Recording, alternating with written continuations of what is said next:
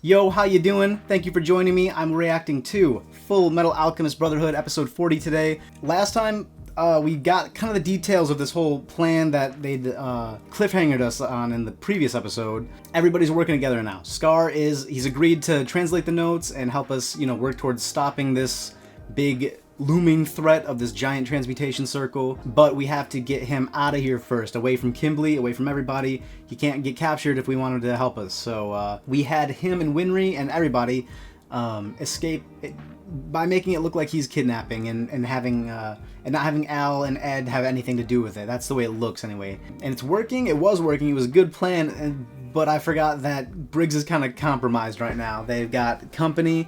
Kimblee had called for Olivier to be replaced. She got called back to Central. That's not good. We need her here. So they're all headed off to Briggs thinking it's safe, but it's not. So we sent Ed off because there's a blizzard happening right now. Pretty convenient blizzard, but it's there and it's dangerous to go out in the cold. So Al does not have that issue. He doesn't have a body, except that comes as that's a good thing here, except for I think his expiration date is on the horizon here. It's coming because he got a vision. I guess that's the name of last episode. It was called Daydream. I guess that's what it was talking about. Al got a vision of his body reaching out and he touched it and his eyes went dark and it called back to when 66, man, I forget his name. You know who I'm talking about. Barry. When Barry had mentioned that a soul without a body, a body that shouldn't have a soul in it is bound to you reject it. So this is kind of what's happening to Al, I think, and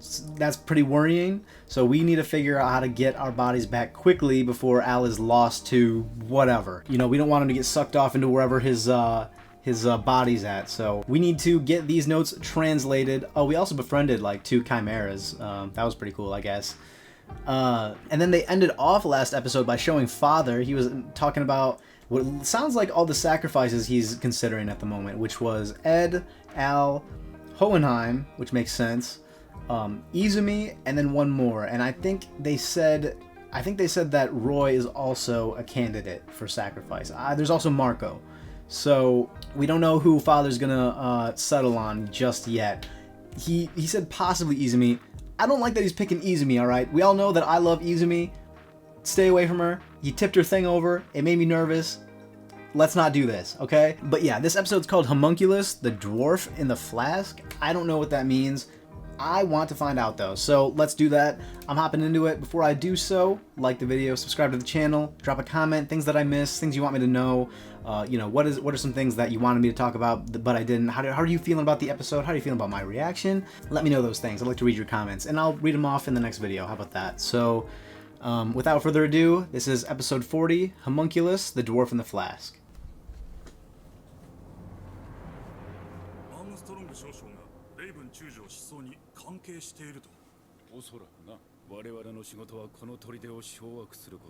Is this the guy replacing her? Vixen? I think she'll be alright.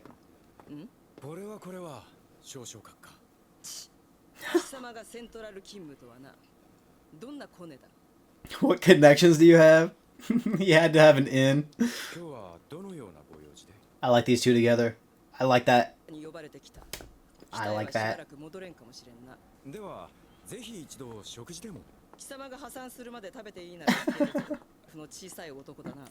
Damn, man, give him a break.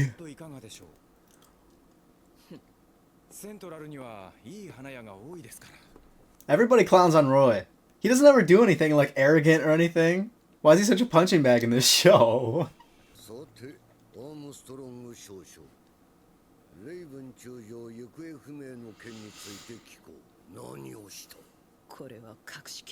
I wonder, do they not know about Sloth yet? Pride should know.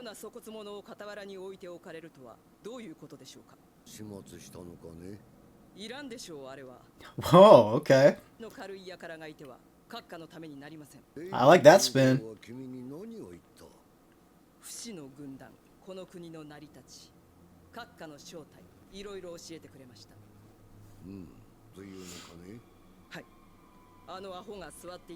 Smart.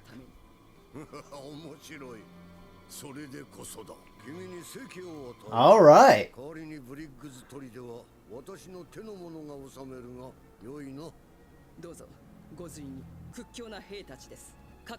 Wow, she's smart. I like the way that she's rolling with the punches, man. She's in no position to decline anything, so.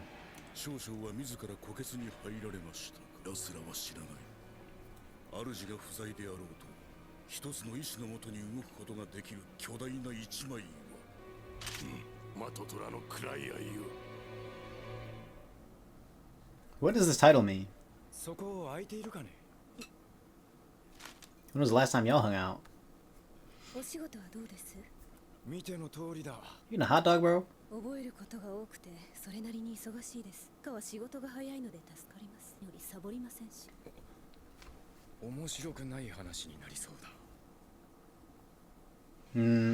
Is he there?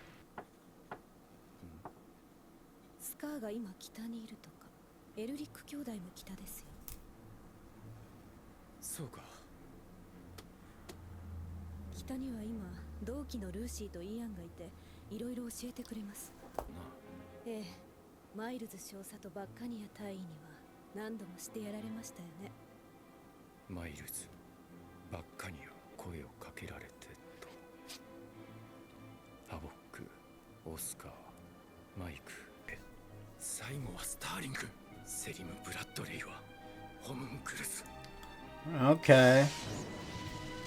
Clever. She can never be sure. I was wondering how she was gonna, you know, let him know. She's always being watched. Who? Oh, okay. Before we get into this, flashback. Whoa, okay. So this is young father? And this is, I mentioned this in what had to be the first few episodes of this show. This does not, like, this guy was in the opening of the first opening. I remember seeing that. I remember it being like, that is not Ed. Very interesting. Okay. This is just so out of nowhere. What is going on?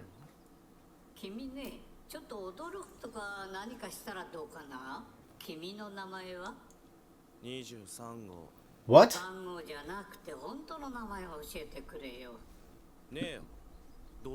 What? Number 23. What? I can't remember if... I cannot remember if Father has the yellow eyes. I could just rewind, like, probably right now, but I'm not gonna. Just because my internet's bad, I don't want to risk it. Is this maybe... Is this Hohenheim? Or is it... Yeah, is this Hohenheim? And blood? Or is this Father?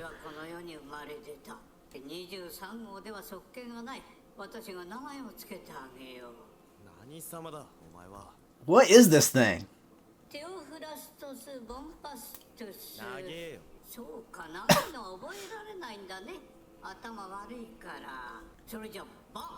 Okay. So, and could it be that this is Father then? And he's just created from Hohenheim? So what's the deal with Hohenheim? Is Hohenheim some sort of experiment? What is going on here? And how long ago was this?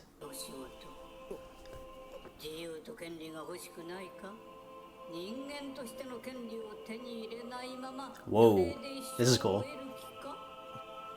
Behind some bars. I like that. I don't like that, but it's a cool shot. Okay, so there's the title. Dwarf? Dwarf in the Flask?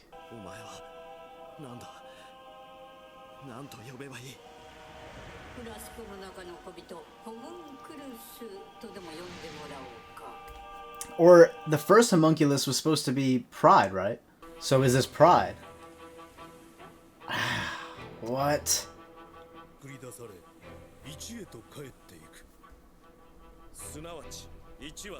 The one. It sounds like Izumi's teachings. Who's this guy? A relative?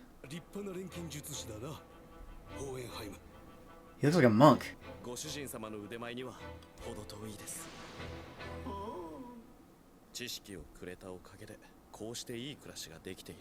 This is so crazy.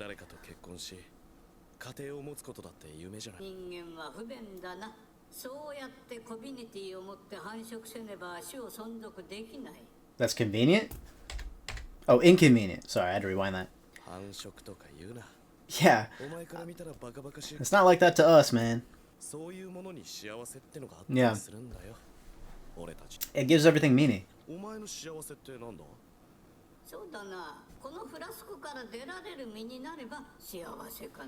Ah! No! Fullmetal Alchemist. No, man. It's just bad. Homunculus bad.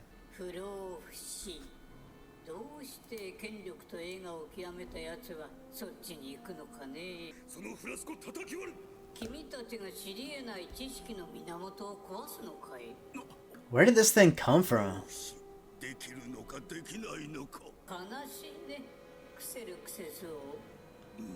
Oh, okay.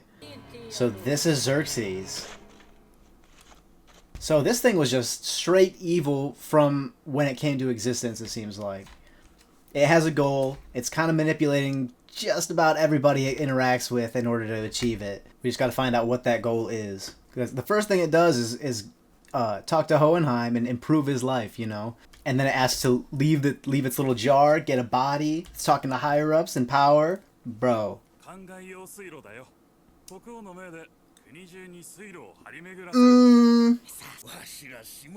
Yeah, nah, man. This is the same thing that's happening now. It's what Sloth is digging. Oh, dude.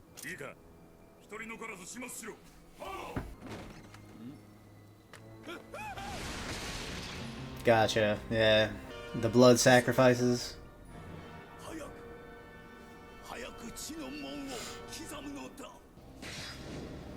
Five. Okay, so 5 sacrifices. It's so interesting. So it seems like they're sacrificing entire, like, towns for this, but we're gonna have 5 sacrifices of just individuals in the future.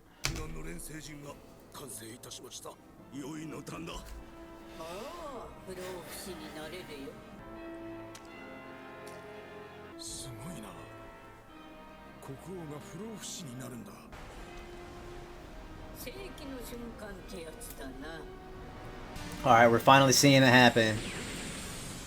The fall of Xerxes. So it was the king, huh?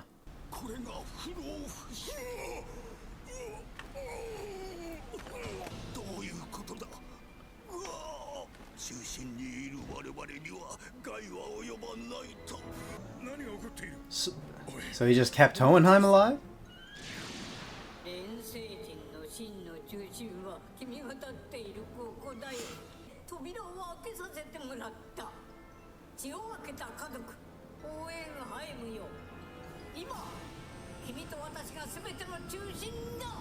What?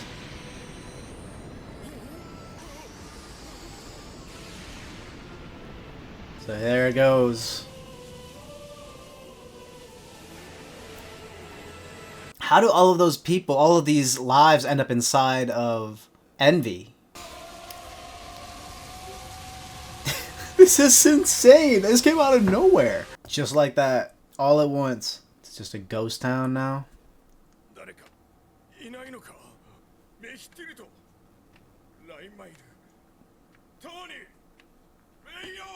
Jesus, everyone. That is really unsettling.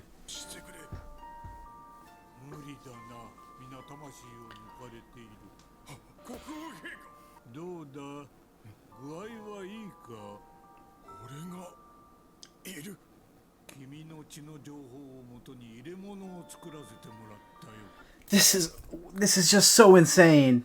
He's like a clone. Oh, wow. But what happens to Hohenheim? Oh, he was given immortality?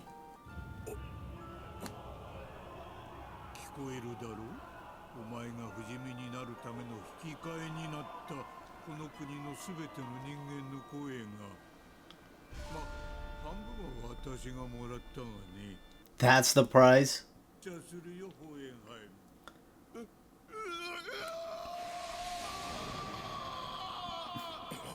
That is unbelievable. That's insane. So we're just going again. That's what... We're doing this again. an armistris. やっぱり Ah! Get off the screen! エドとアルの親御さんだったなんて。 You're making me nervous. Get off the screen. I love Izumi, but come on. Forgot about her sickness. 大丈夫。いつものだから。 Yeah, she's like missing organs, right? I don't know who that guy is. I've never seen him before.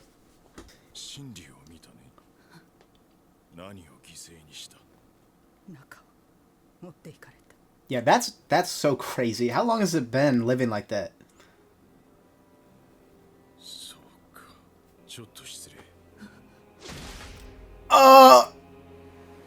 He's gonna heal her though, probably, right?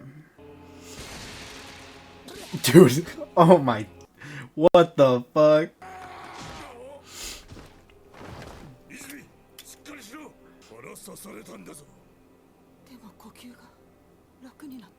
He healed her. Did Hohenheim go to Xing?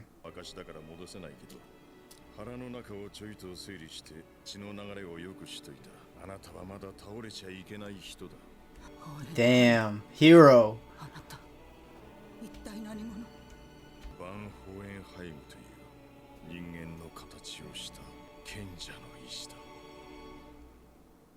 Oh, no, come on.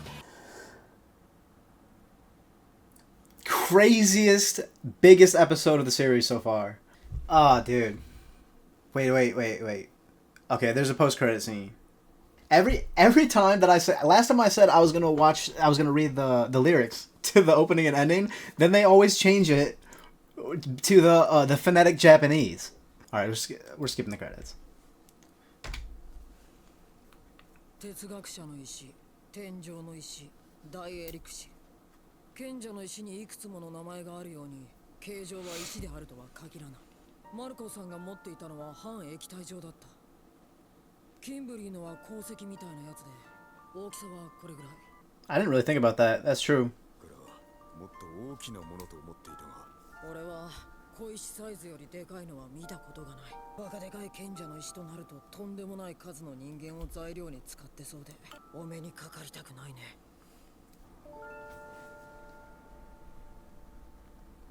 That's it, huh? Damn, man. Oh, how long am I gonna be here?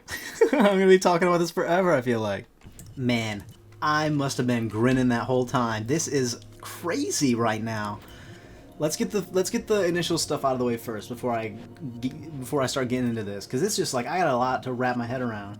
Okay, so Olivier is on good terms with Bradley. She played that very smart. I like that. Just went along with everything and decided to take Raven's position. You know, I like that she made herself seem useful instead of I mean, because Raven was kind of incompetent, right? Like he fell for all of her tricks pretty easily. He was very easily manipulated through just kind of like appealing to his desire for youth and you know, like sexually. She was kind of like fully flirting with him.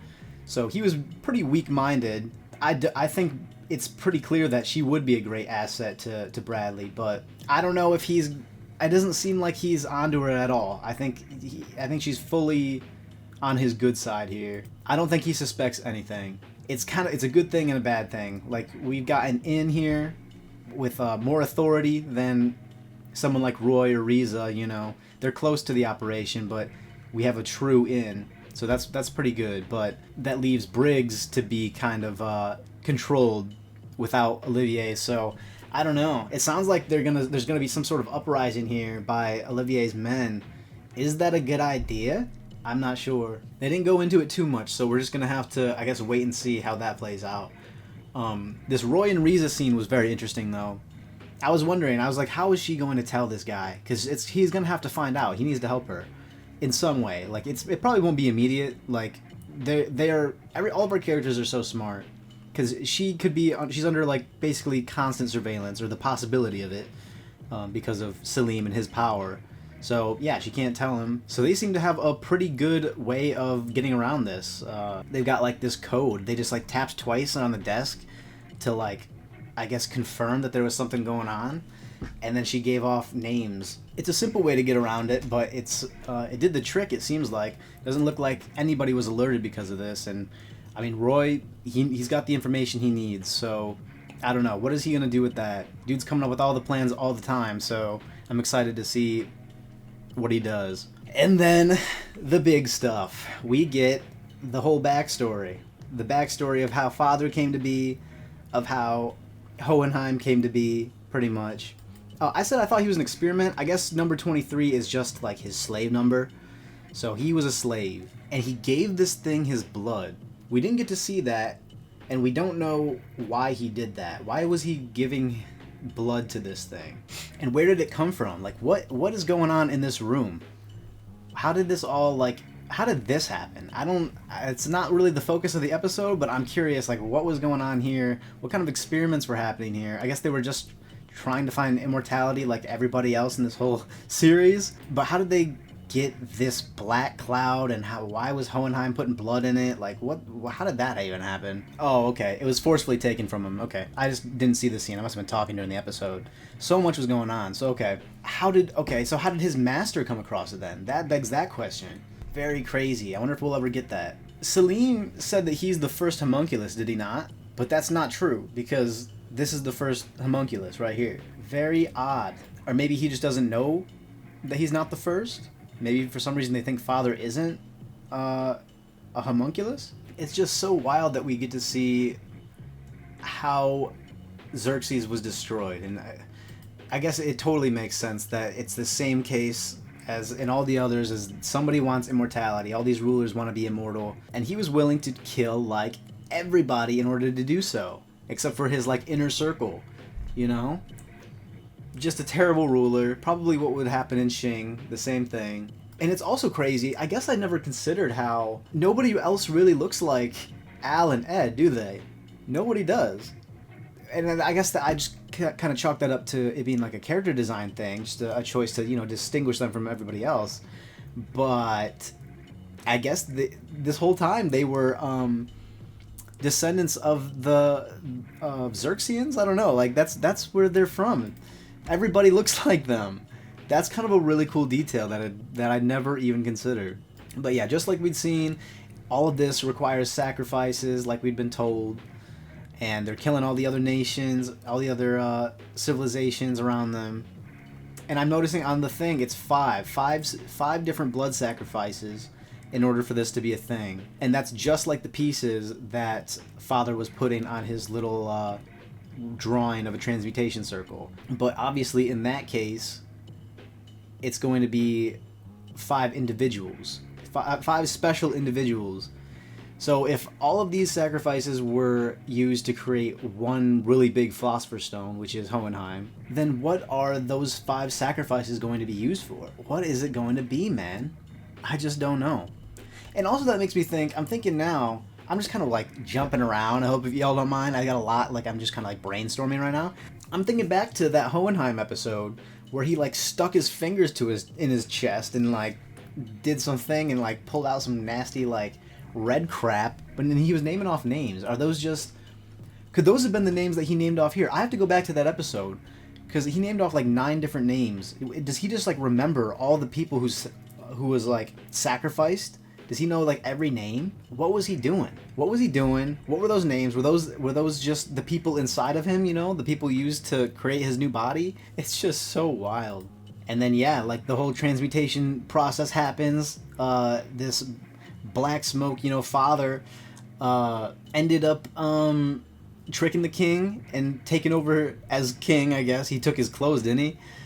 And he ended up giving himself a body. So I guess he himself is also a giant philosopher's stone. So every time that he's making a homunculus, like he made gluttony, is he just like it was coming out of him, bro? Are they just like pieces of him? Because envy is... I'm just remembering, I was like, how did envy get all of the people inside of him? When it was revealed that envy's giant, massive, true form is like mainly consists of the souls of Xerxes. I was assuming that was just him, like he was created here, but it was Father's body here.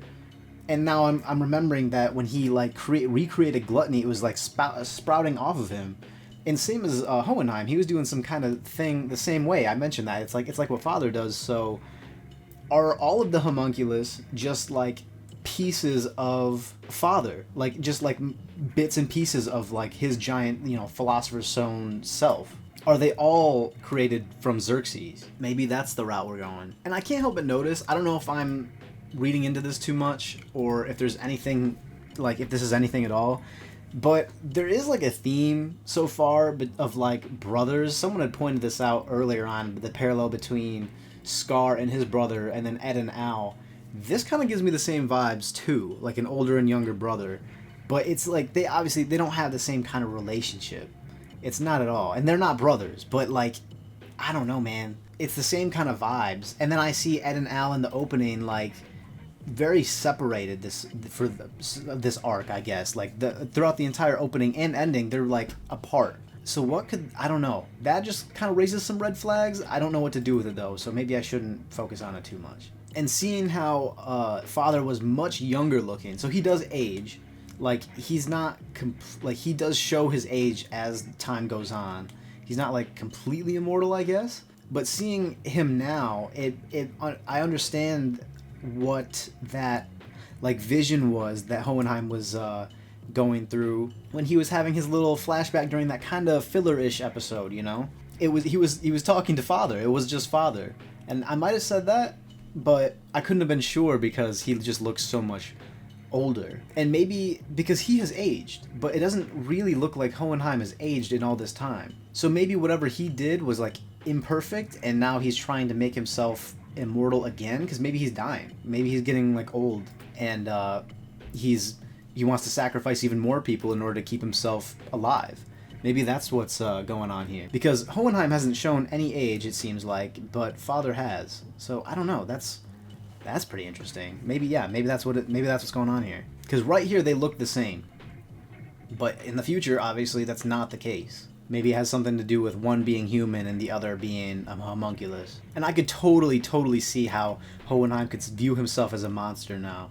It's not even his fault, really. I mean, in a way, it's everybody's fault for being sort of so naive and greedy. It's also it is greed. A lot of it, because all it took for Hohenheim to really do as this thing said was for it to improve his life and to give him things. So I don't know. It's not really his fault that all this happened, though. He can't take all the blame. But I could totally see how he views himself as a monster. It's survivor's guilt, It'd be a lot of trauma for sure, especially for like a real human. All the homunculus like this, like Father here, are. They're very detached, and they see humanity as flawed. They don't have the same kind of perspective that someone who's lived a human life would have.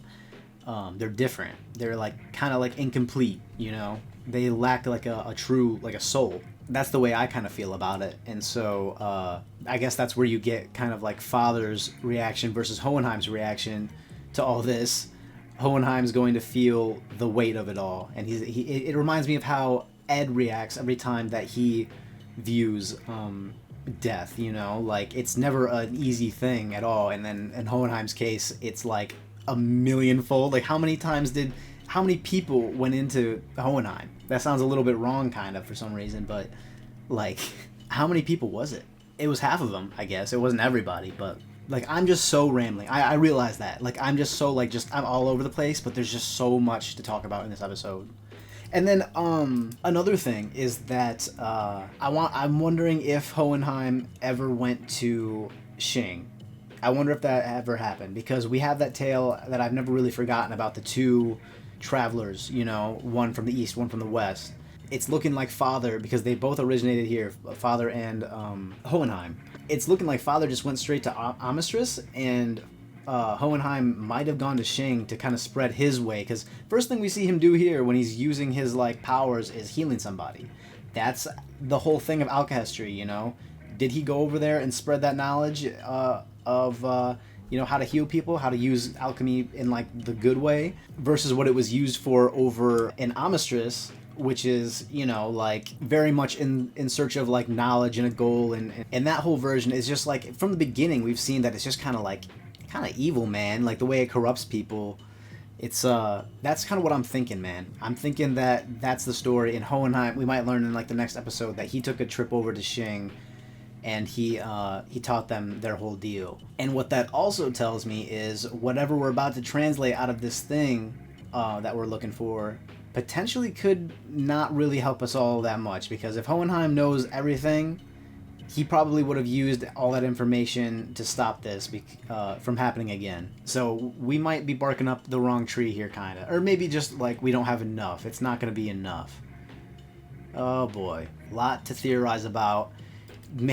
Makes me very nervous that Hohenheim and Izumi are in the same spot right after Father is like listing off all the people he wants to sacrifice. Izumi shows up now. Please spare me. Spare her. Okay? Sacrifice tells me she's dying. She just got saved. Happy endings for Izumi, please. I don't know why I'm so attached to Izumi. I just liked her from the get-go. The way that Hohenheim went about it, though, he could have probably given a little bit of a warning, let's be real, to Izumi and this random guy that she's been traveling around with for some reason, whoever he is. He could have given a warning, because imagine being that her husband. Imagine being that dude and just seeing your wife get stabbed. He did the right thing by clocking him, man. And I find it really interesting that Hohenheim's so open with Izumi just after finding out that she'd seen the truth. Does he know that Al and Ed have seen the truth? He must. So how come he hasn't told them about it if he's so willing to tell Izumi? It could be that he just wants to keep them safe, keep them away from everything, but they're pretty involved. I don't know. That's interesting. I didn't really think about that. He instantly told her, just because he learned that she'd seen the truth. Oh, dude. So crazy. He's a giant philosopher's stone. Who would have thunk it, man? Not my ass. I wonder if... Tell me this. Did you guys know? Were you theorizing this? Did you pick up on any of this before me? I had to be literally just told. That's how I figured it out. So, I don't know. I feel like this show definitely gives you the hints and it gives you the pieces to be able to figure this stuff out yourself. I'm not smart enough to do so. I want to know, what did you guys think? Did you guys, like, were you ahead of the game? Were you onto all this? I love to think about this show, but, like, sometimes, man, it throws me for a loop. But this was a very, very exciting episode, and I'm excited for what this next arc is going to be now that we're given all this information. I don't know, man. I don't know. Man, we got to catch up with Al and everybody next episode. Like, I'm interested in all that, but I'm very interested in this. I just have a feeling that we're not coming back to this, because every time that we see Hohenheim, he's gone for like 4 episodes or whatever until we see him the next. So, man, I just know we're not going to catch up with this next time. We're going to something completely different. I'm not going to get to see Izumi again, probably. But you know what? I don't care, because this show is so good, you guys. I'm so glad that I'm watching this. I'm pretty deep in. I'm on episode 40. And actually, I'm looking at my... I don't know how many episodes the series has. I made an effort to not tell myself that. But I'm seeing that my post-credit scenes only go up to like 49. So, and there's a lot of post-credit scenes in this show. So I don't know, are we coming up towards the end here? Are there only 49 episodes? Or do they just stop doing them? I don't know. I'm worried that this is ending soon, but also I'm very, very excited for what's to come, because we're getting answers. Things are getting crazy. People are kind of getting in position here for something big to happen. So what are we going to do? What are we going to do? So yeah, I'd say it's a pretty good episode, you guys. I've been recording for like an hour now, so it's time to end it, I think. It was a good one, and I'm very excited for the next one. I hope to see you there.